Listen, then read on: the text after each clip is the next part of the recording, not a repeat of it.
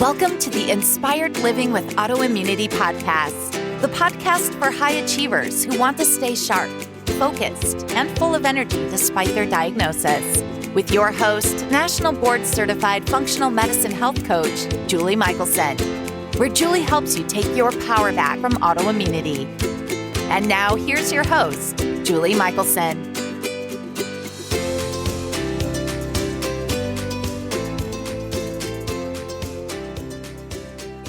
Welcome back to the Inspired Living with Autoimmunity podcast. I'm your host, Julie Michelson. And today we're joined by Divya Gupta, board certified nutritionist candidate and restorative wellness practitioner specializing in gut health. Through Divya Nutrition and Wellness, she guides ambitious professionals on a personalized journey to reclaim their health and live life on their terms. Divya's expertise reflects a departure from conventional approaches, emphasizing a holistic approach to well-being.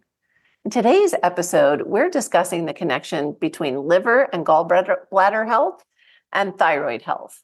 Divya not only explains how these organs work together synergistically, but she gives us tips to support liver, gallbladder, and thyroid health wherever you may be in your health journey. Divya, welcome to the podcast.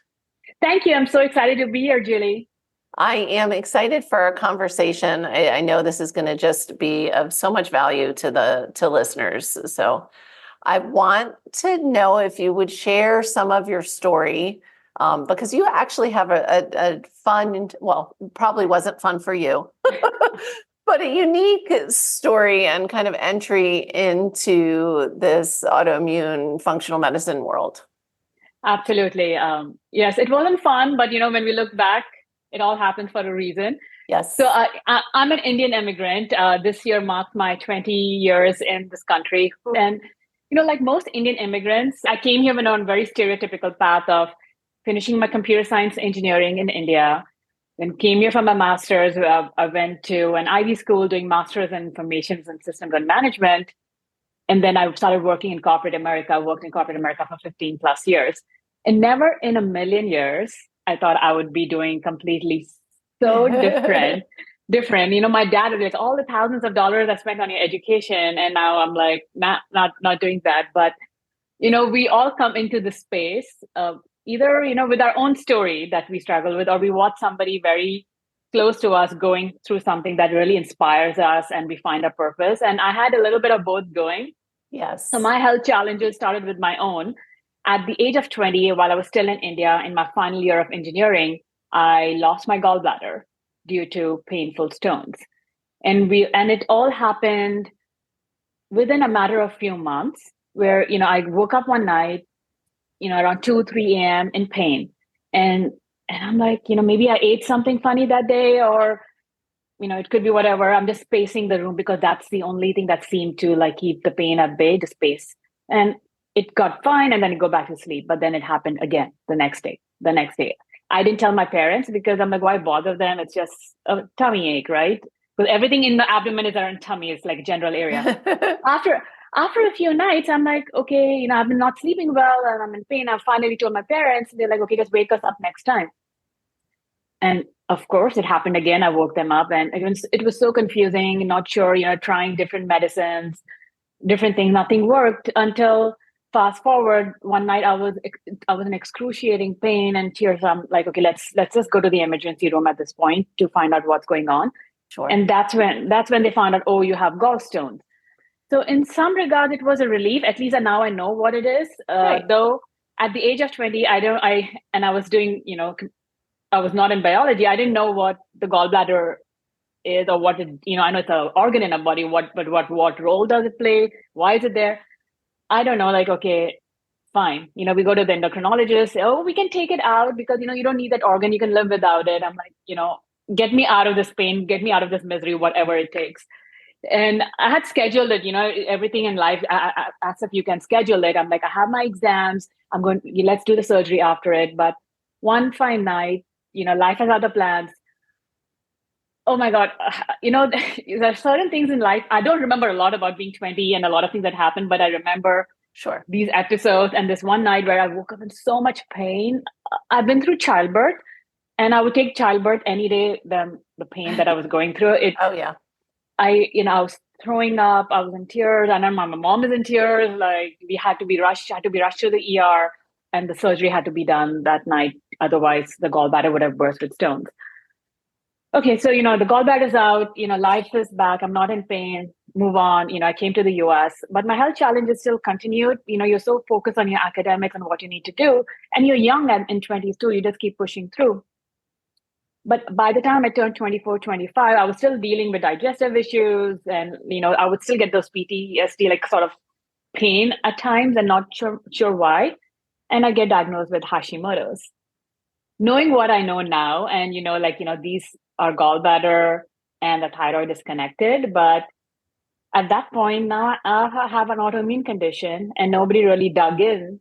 Maybe when I was 20, if somebody had asked another question or dug in, or why, as a 20-year-old, healthy, have a gallbladder issues, maybe my thyroid condition could have been salvaged or managed or reversed. But Sure. at 25, I had my Hashimoto's, and even then, the Synthroid, the pill that was given, and you move on with your life. And for me, what really lit the fire and how I got into the space is my mom was also going through the exact same journey as I was.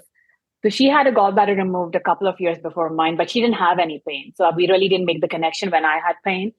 She had a Hashimoto's diagnosis. And around the time I had my Hashi's diagnosis, she got diagnosed with rheumatoid arthritis, which, Julie, I know that you've been through it personally. So, and I'm like, okay, I don't know what, but something in my brain lit up. I'm like, I'm watching a movie, a preview of a movie. And if I don't make any changes, I'm following exact same path, I probably will get there sooner. And that's when I'm like, okay, I got into it. What can I do? What can I change? And this is 16 years ago, 15 years ago. I didn't know, like, I had to look for gut health or what are you, I just got into the literature. Let me change my diet. I picked up a few health books and it made such a huge difference. And that's where my love affair with health and wellness started. I'm like, I need to know more. What can I do? I'm feeling better. Like, my digestion is better. My mood's better. My energy is better. And why aren't people talking about it? And that really started my quest to learn more, going back to school and getting my nutrition certificate. And now I've quit my Silicon Valley job to my parents' dismay. And now, but what, they're like happy, like, I'm helping people get their life back. Amazing. And you're healthy and happy, which is, is what the number one. So let's talk about this. How is gallbladder connected to, thyroid, Hashimoto's? How are you connecting those dots?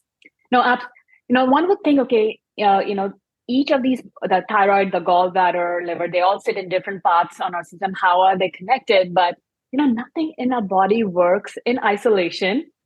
It's all interconnected. And every part of a body or organ performs multiple functions as well. They never just do one thing. So let me back up a little. For your thyroid to work effectively, since it needs 5 different organs to work synergistically together. Your brain, of course, the thyroid, because your brain first sends a signal to the thyroid to produce the thyroid hormones. Then you need your liver and your gallbladder. We'll get into that, and also your adrenals. Now, when it comes to, let's talk about the liver for a second. Now, when your liver is your master detox organ, like does so much for us. It filters our blood. It synthesizes our vitamin D. It produces cholesterol. It produces bile. It, stores our excess glucose. And I'm sure I'm missing a ton different. It does a ton, right? So it is important. And actually, I'm forgetting an important function that I should mention. It's also the place where the inactive thyroid hormone gets converted to the active form. And that's important. The T4 to T3 conversion, a lot of it happens in the liver as well. And we talked about it produces bile. And a gallbladder, which sits right underneath the liver, it's like a little pear-shaped organ on your right side. So once the liver produces the bile, it stores it in the gallbladder to be used when we eat a fatty meal. And, our bile, again, is produced produced in the liver. It uses a lot of raw materials, your cholesterol, your bile salts, your bile acids, and water and a few more of the raw materials that go into it to produce the bile. And when it goes into the gallbladder, it gets stored. It can get concentrated, and it gets more concentrated. So when we do eat a fatty meal, it is present, and two, it is in the right concentration, so that the appropriate amount can be squeezed out into a small intestine. It can digest a fatty meal as well. So, and your question, we're asking about how is now okay, Divya, how is this connected to our thyroid health?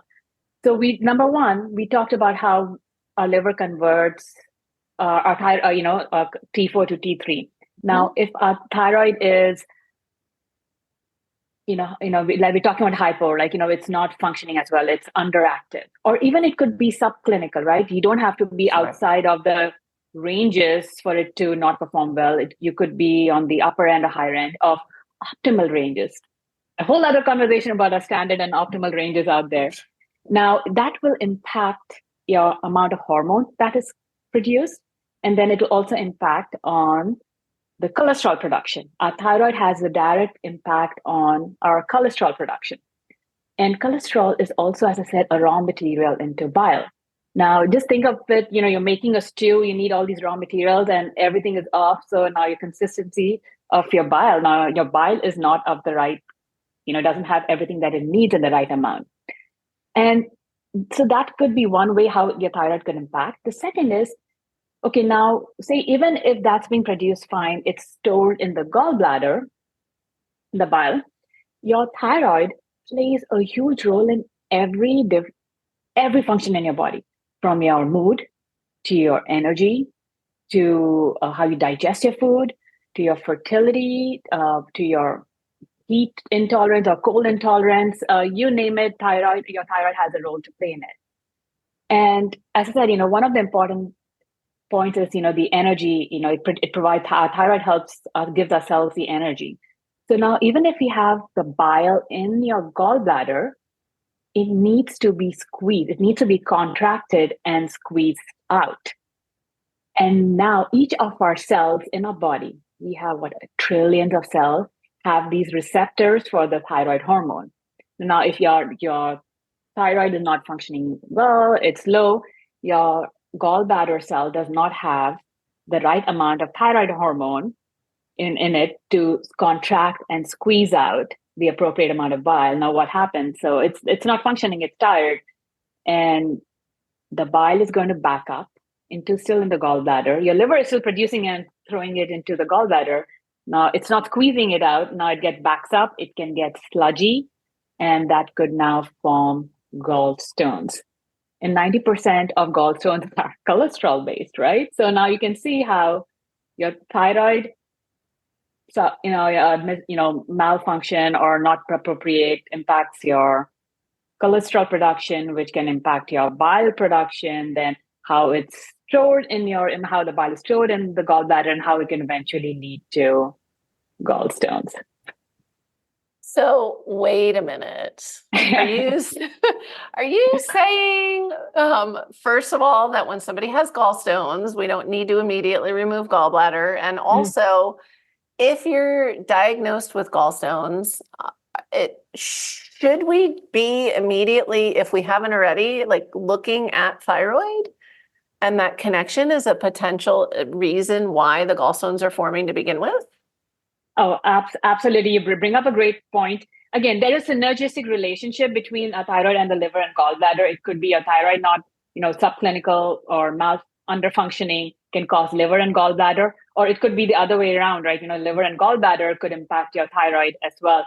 So it's a chicken or the egg. It's so hard to know, but yes, you're absolutely right. If you already have a thyroid condition, take care of your liver and gallbladder health. Or if you have been diagnosed with some gallbladder issues, or you have, your liver function not functioning, get your thyroid checked, get a full panel. Absolutely. You hit the nail on the head. That was please go get your thyroid checked if you're having gallstones or if you have gallbladder.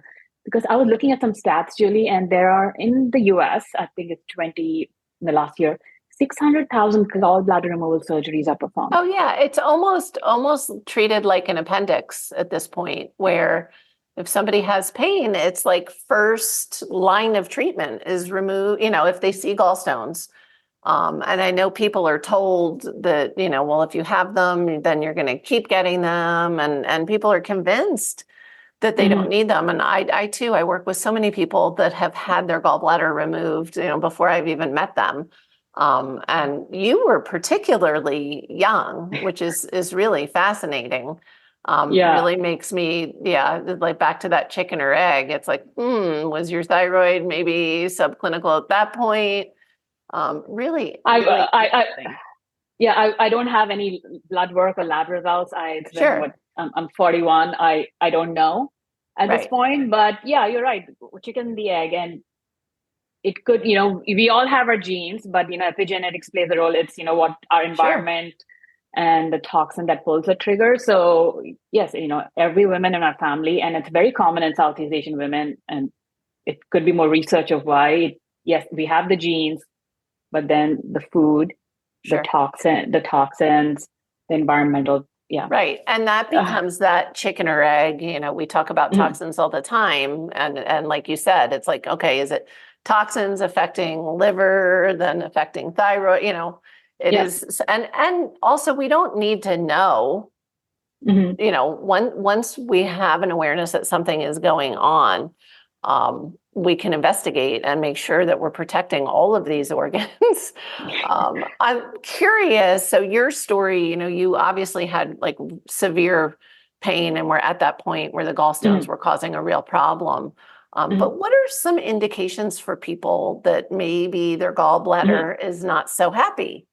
Yeah, great question. Because mine was just when was yelling at me. Right. Well, as most of us, the body whispers and we don't pay attention because we're busy.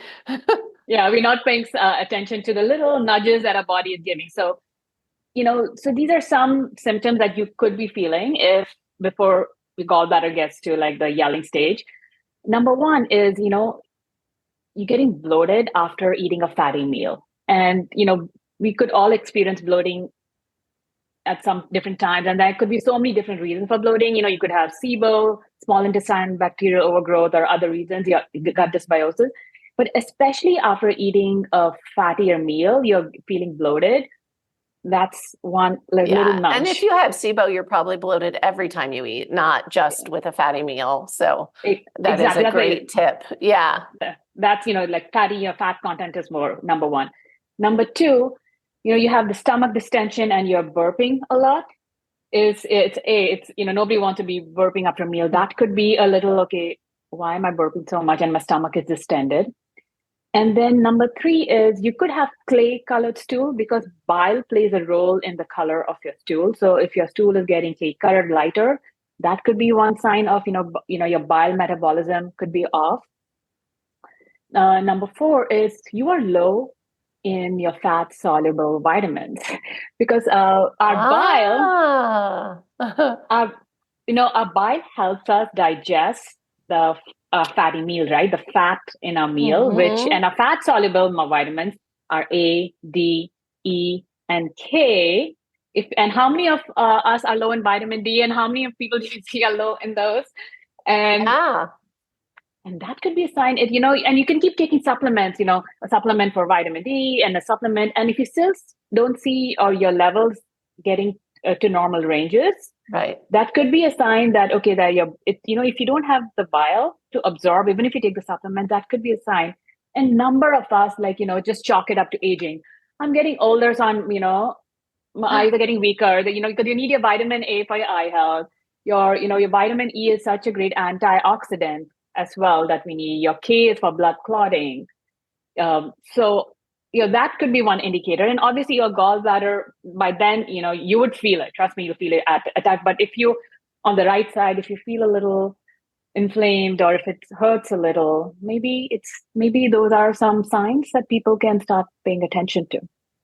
Such good advice. So you just mentioned, this absorption of the fat soluble vitamins and nutrients. How else does what this connection between these organs and our nutrient, what else are we looking for? Because hopefully everybody listening at this point knows, at least what their vitamin D is and how hard, I mean, it took me years and years and years to get my vitamin D up to, what I would consider an optimal level. I don't have an issue with that anymore. But, some people haven't supplemented, they're low, especially in the autoimmune community. Usually they're low if they're not supplementing. Again, chicken or egg. But some people supplement and, fairly quickly their levels normalize. And some people, it really takes a long time. Are there other nutrients that can be an indicator, or that these organs are important for assimilating? Oh, absolutely. That just reminded me, after years, this year, last year, my vitamin D was finally above 50. Isn't that exciting? Yeah.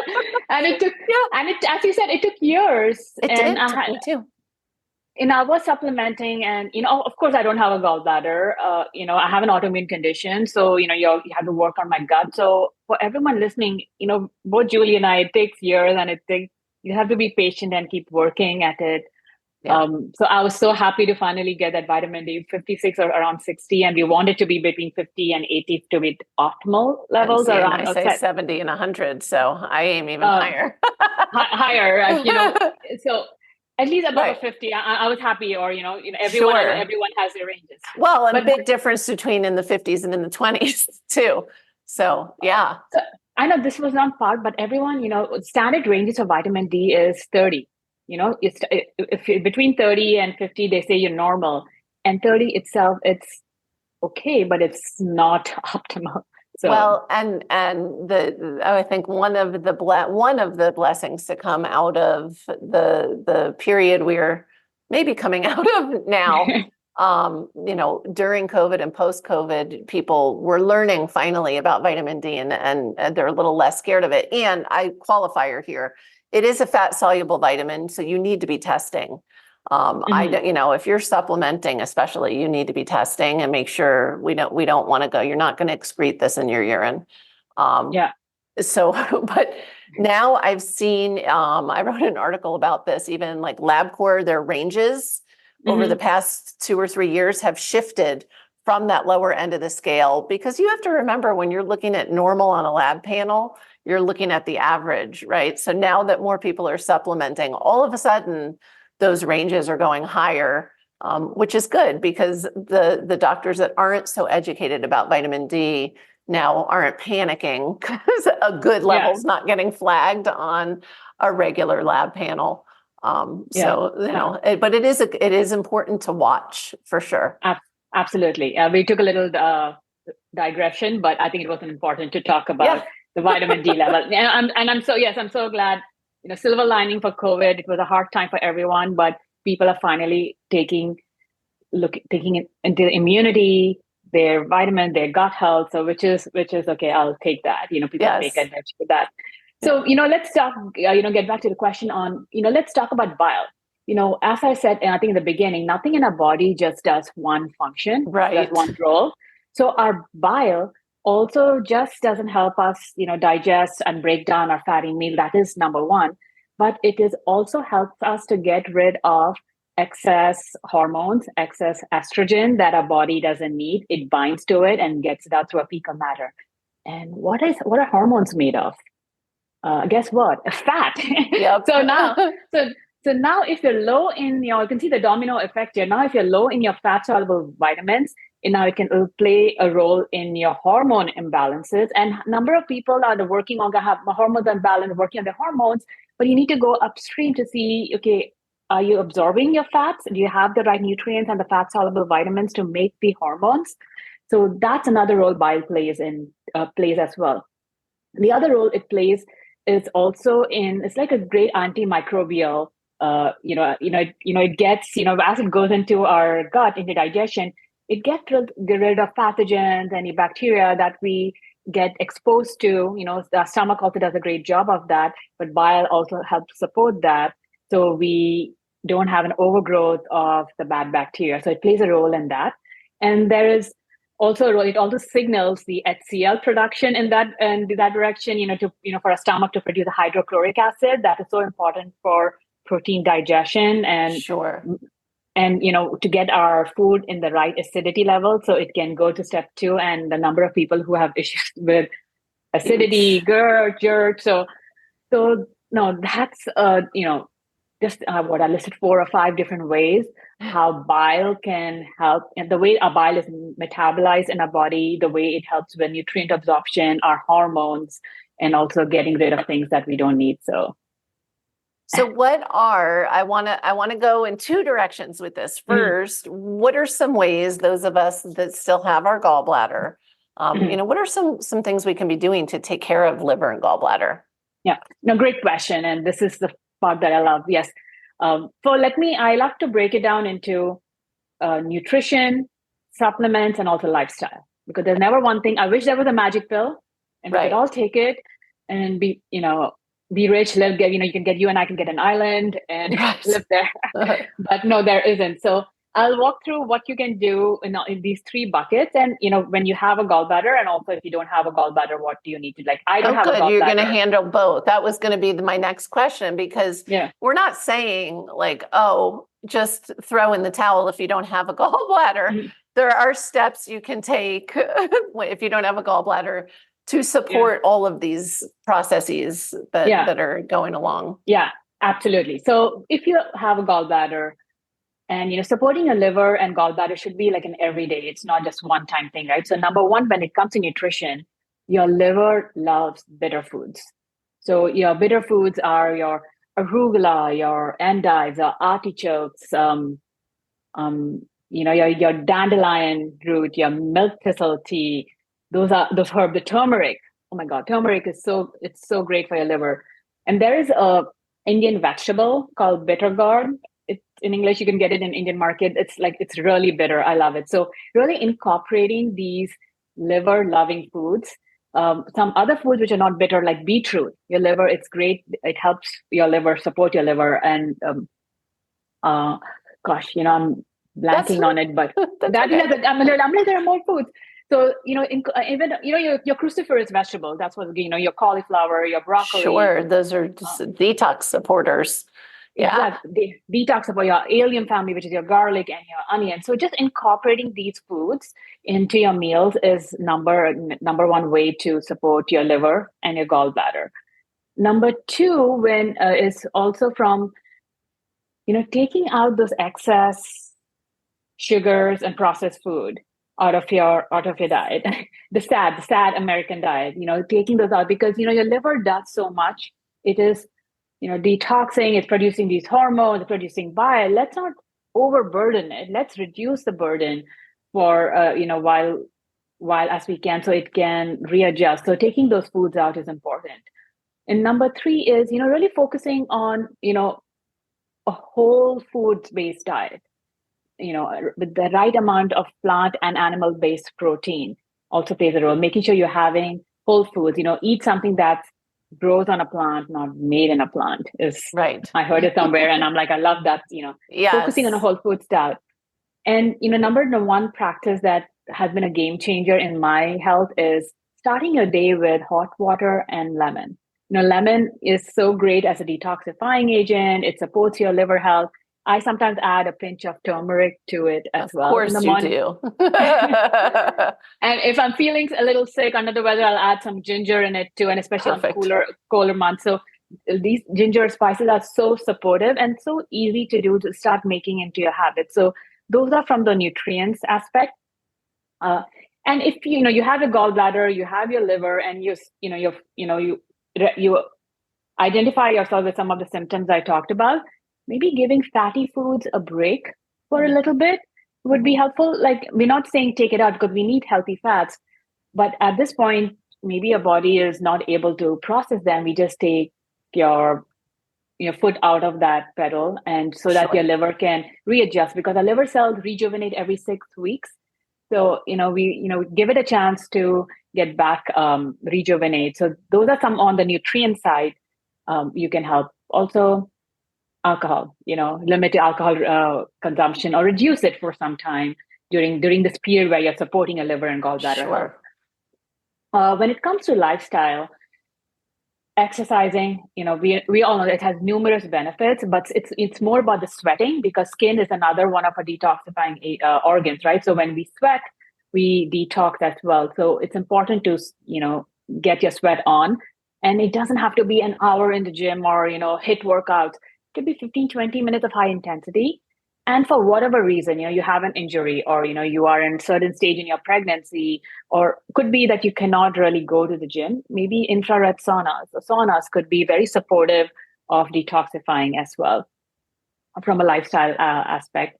And when it comes to supplements and herbs, if you need digestion support, right, your digestive enzymes or hydrochloric acid could be great supportive to help, because your liver and your gallbladder needs support to help digest those fats. And the other is ox bile or bile salts could also be helpful, to provide that bile to break down your food so you can absorb those nutrients. So yeah, there's so much. Especially if you if you know you got your gallbladder out, then really look to be supplementing with something like the ox bile, because you need it. You don't have it at the ready to help digest. Like, I don't have a gallbladder. Yes, my liver is producing bile, but it's just slowly just trickling into the into your duodenum, right, into your small intestine. So yes, I do need to have ox bile and bile acids that I take regularly, especially with my fatty meals. I make sure I have it. And a body, it's beautiful. It adjusts as well. It's been 21 years. So yes, absolutely. And some of the teas, herbal teas, the milk thistle tea, dandelion teas could also be very supportive for your liver health as well. So if you don't have a gallbladder, you definitely need to get on digestive support, your ox bile, a digestive enzyme or hydrochloric acid as well, a combination. Simple apple cider vinegar. Having apple cider vinegar before a meal could also stimulate hydrochloric acid production and could be great for your blood sugar as well. So those are some simple tips that people can take if you still have all your those organs, or if you don't have. Right. And again, it's totally okay. We're just having fun here. I don't have it, and it's fine. Yes, you can live and you can be healthy, but you just need the right support. Sure. You just have to support for it.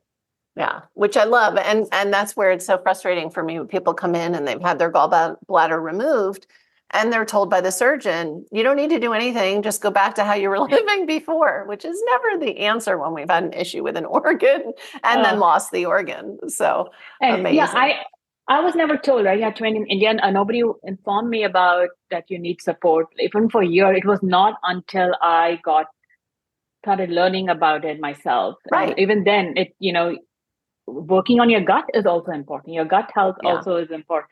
Cleaning up your diet, it all is supportive to your bile. And, I didn't touch upon that. Like even toxins, that we are surrounded by toxins. Sure. It's impossible to live in an environment where we are toxin free. Even if I go to a jungle, I'm sure our soils are so sprayed and the water that's depleted.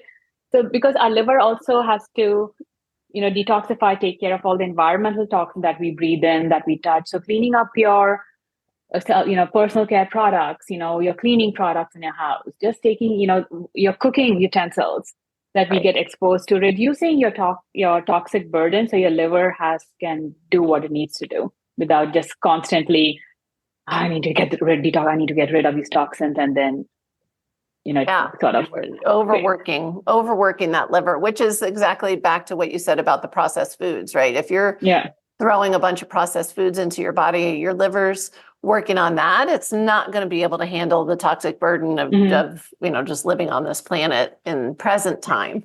So amazing. You have covered so much for us already. I always ask for one step that listeners can take starting today to improve their health. My advice, even to all my clients and, anyone, when I ask this question gets asked, it's like, it can sound so overwhelming, and you're listening to this podcast and everyone comes up with their nuggets and tips, and it can be like, oh my God, I can't do anything. And you throw in the towel. It just seems so hard. I would say just start small. Maybe start at one thing, adopt one thing. Okay, maybe I'm going to start my day with hot water and lemon. That's it. And you make it a habit, and you stack on another one at a later time. So, start at one place. Maybe it's cleaning up your personal care products is where you're starting, and that will benefit your overall health. It'll be so supportive. So start small, take one step at a time until it becomes a habit is what my advice to be is. I know it's overwhelming, it's hard, but you can do it. Just pick that one thing you can do and then build on that. That's brilliant, brilliant advice. So you have an exciting project coming up, which is how we met to begin with. Can you share with listeners about your upcoming summit? Yes, I have a summit on Reset Your Thyroid and Reverse Hashimoto's going live April 1st. And as you know, I'm so, thyroid and Hashimoto is that's how my journey into this space started. And I really want to share the message across the audience that there is a lot you can do. There are simple strategies that you can adopt to be an empowered consumer of your own health. So you can be better advocates when you go talk to your doctor or the medical profession you're working with. And you have to look at it holistically from your lifestyle to your thyroid health. If you are on medication, how can you navigate that? What are your labs? What are some lifestyle practices? What are some hormones? How does stress play a role? And have amazing experts, including Julie, you're part of the summit. As have more than 25 experts coming in speaking on different topics. And I'm so excited for our conversation on preventing the autoimmune domino effect. As I said initially, in my bio, when my mom went from Hashimoto to rheumatoid, and you have such, that's how your journey into the space started. Because, once you get an autoimmune condition, you're 3 times likely to get another one. So really, I can't wait to get into that. And we don't have to. That's the, sign up for the summit and find out how to avoid that domino effect. But also, I know I'm familiar with a lot of the other experts. I know the interviews are going to be amazing. I can't wait for the summit to get out. And we will have links in the show notes for you so that you can easily sign up for the summit. Yes, thank you. So looking forward to seeing you there, and everyone join us at the summit too. As am I. And tell us, for people that are listening on the go and not looking at the show notes right now, where's the best place? They're like, oh my gosh, Divya has so much information. I want to find out more about her. Where's the best place to find you? Yes, they can find me on my website, divyagupta.net. And I'm quite active on Instagram as well. So it's @_DivGupta. I know those links will be in the show notes. So those are the 2 places you can find me. Wonderful. Divya, thank you so much. You have given us amazing gold today. Thank you so much, Julie, for having me and for doing what you do and sharing the message. The world needs you. Well, thank you. We need these conversations to continue. So thank you. Everybody, check out Divya's upcoming summit. You can get all of the links in the show notes by visiting inspiredliving.show. I hope you had a great time and enjoyed this episode as much as I did. I'll see you next week. Thank you for listening to Julie Michelson's Inspired Living with Autoimmunity. Did you enjoy this episode? Please like, share, and subscribe wherever you listen to podcasts. If you'd like to get a transcript of this and every other episode, just head on over to inspiredliving.show or click on the link in this episode's description. There, you can also find everything we discussed in this episode, including links and information about our guest. You can even send in your questions to be answered by Julie in a future episode. That's inspiredliving.show. Until next time, this is Julie Michelson's Inspired Living with Autoimmunity podcast, helping you take your power back.